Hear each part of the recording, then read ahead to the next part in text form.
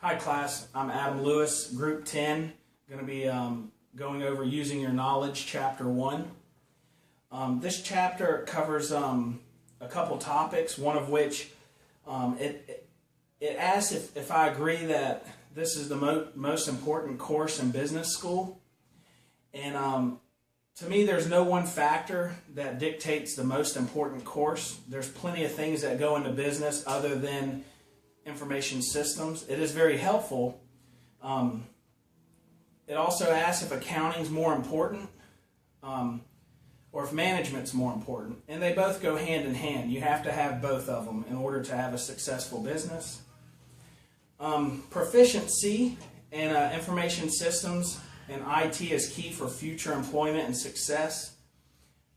I would say yes to this because if you have a good information system and a good IT department, you're gonna be a very profitable company. If you look at any of the top 10 Fortune 500s, they're gonna have an information system that will blow our minds, and it's gonna be the key to their success.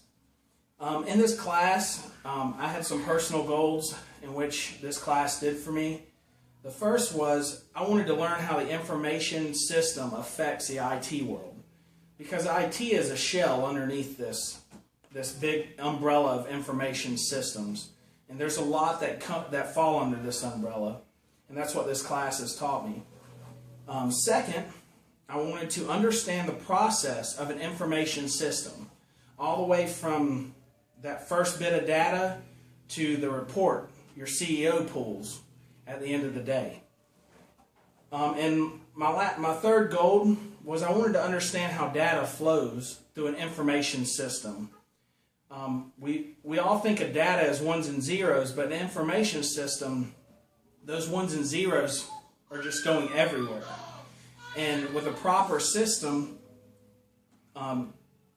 it helps that company be more efficient and a better company.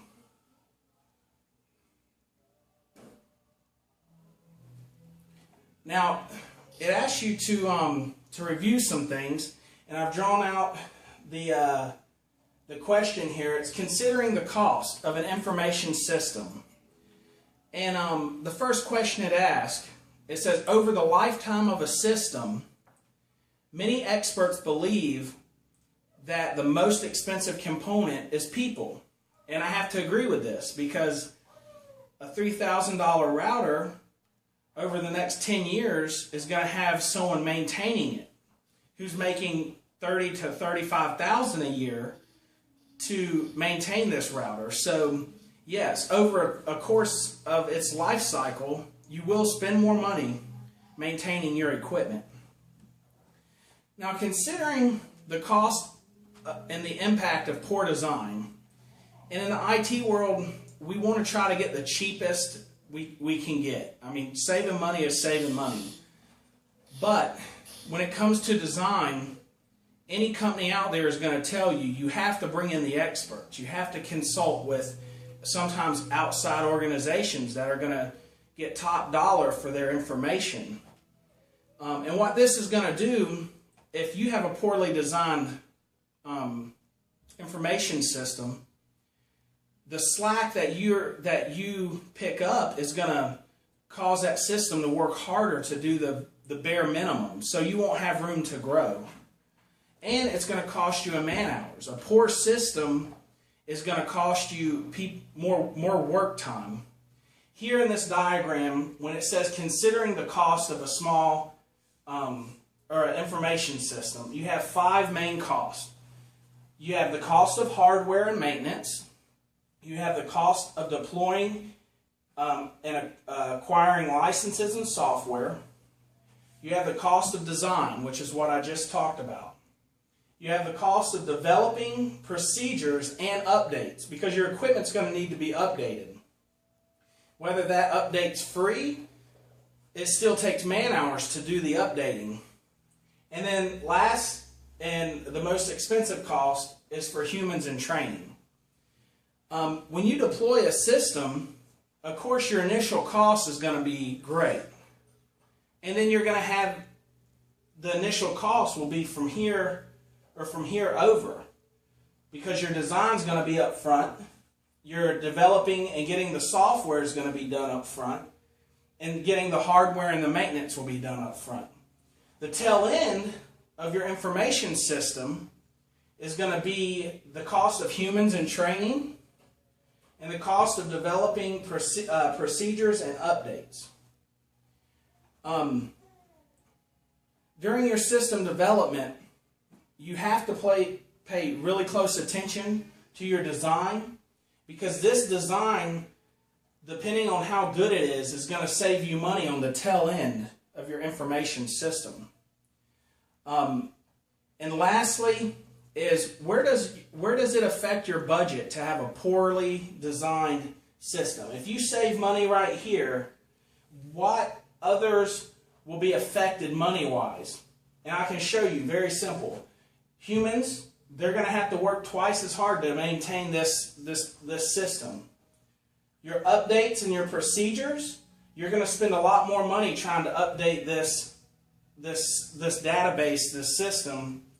And in the long term, it's going to cost you more money than doing it right the first time.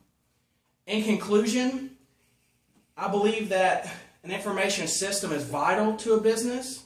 But like with anything, if you do it right the first time, you don't have to spend the money on the long term getting it right.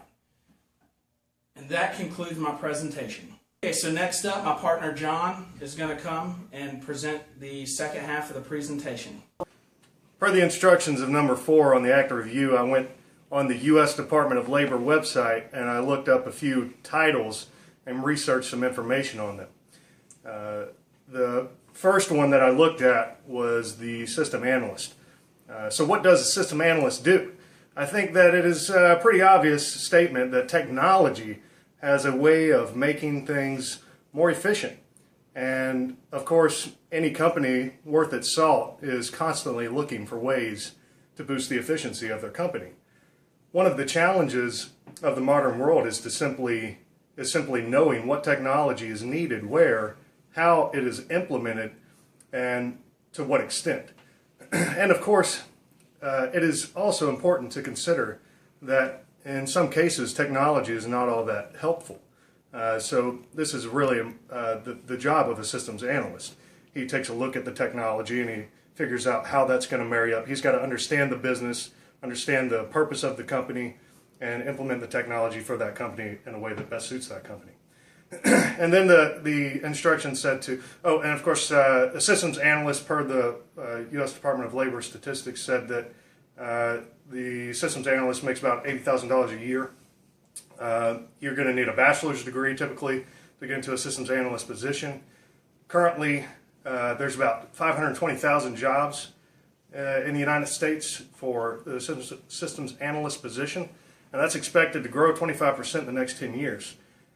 So then the next point there, part B, was to look at some similar jobs there on the U.S. Department of Labor statistics there.